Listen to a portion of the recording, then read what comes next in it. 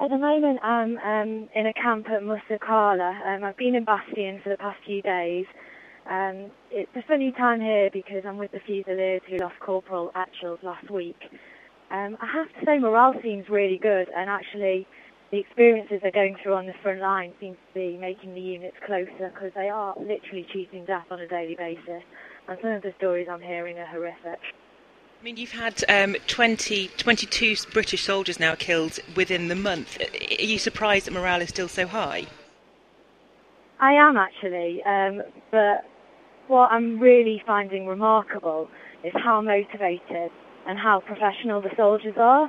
And really, their life depends on them getting back out and getting on with the job, because if they can't, they're letting their colleagues down and they're letting themselves down. And there's a really strong mentality that you do just get out there, you deal with situations, and they're good at dealing with them, and then they get out there. What sort of situations have they been in terms of what stories have they told you? Bases are getting attacked on a daily basis. People who are going out on patrol are finding IEDs, which can make patrols really slow because, it can take hours to clear one of these things. I spoke to one guy who was in an explosion which killed 5 of his friends. Now, he couldn't have been older than 19, and, I think for people that young, I can't really imagine how they continue to carry that burden.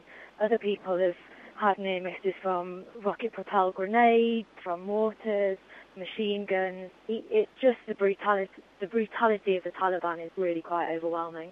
Have you been on patrol by any chance? Have you spoken to any people from Afghanistan at all? Yeah, we've not spoken to that many locals. Seen a few children so far, and the little boys are sort of keen to be on camera, but the little girls less so because of the culture here. But the guys say that the locals are really friendly to them, particularly here in Musakala, which is really being hailed as one of the success stories of the war so far, where they have pretty much cleared the Taliban out. They say that the locals come up to them and actually express thanks that they're here, and they are pleased that they're here. And the locals I have spoken to have been Afghan soldiers, and they hate the Taliban. A lot of them have been in situations where they might have had family members who've been killed by them. They might have ruined their childhood. And the strange thing is that some of these guys who are now serving in the Afghan National Army will have grown up in the same villages and the same schools as the guys that they're fighting against. You're there on the day that 2 Northwest soldiers, one from Greater Manchester's being repatriated today. What's the feeling like over there about that?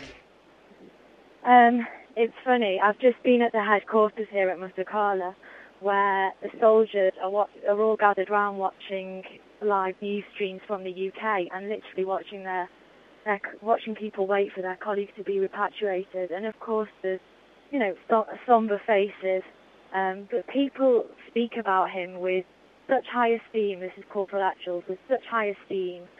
And actually, it's awful in a way, but they just feel lucky that they've only lost a couple of people this tour.